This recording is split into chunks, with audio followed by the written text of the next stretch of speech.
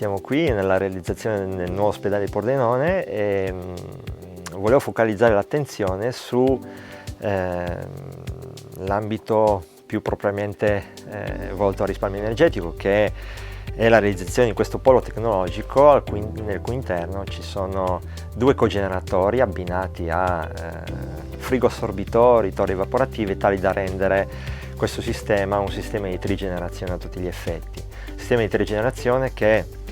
per sua vocazione produce energia elettrica e la progettazione ha visto un utilizzo completo di tutta l'energia elettrica prodotta all'interno dell'ospedale e il calore di risulta completamente utilizzato per realizzare calore e quindi utilizzare l'energia termica prodotta senza dissipazione.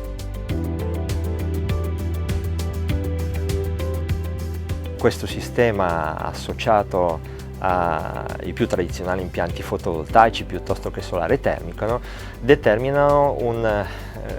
risparmio del 22% rispetto a un consumo tipico di un ospedale tradizionale, sebbene costruito ai giorni nostri. Quindi se facciamo un parallelo di un ospedale costruito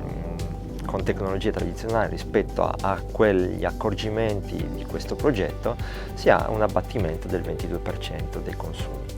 Non è squisitamente una riduzione dei consumi,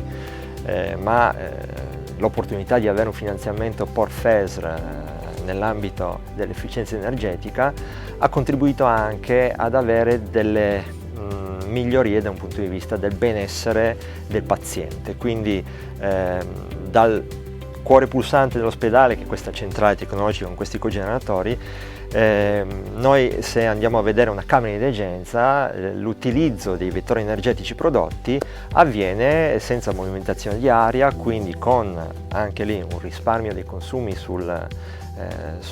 movimentazione dell'aria comfort e utilizzando delle travi fredde, cioè delle pannellature con serpentine al cui interno scorre il fluido, talvolta refrigerato, talvolta termico, talvolta miscelato, per realizzare la temperatura e il sistema microclimatico più adatto in quel momento.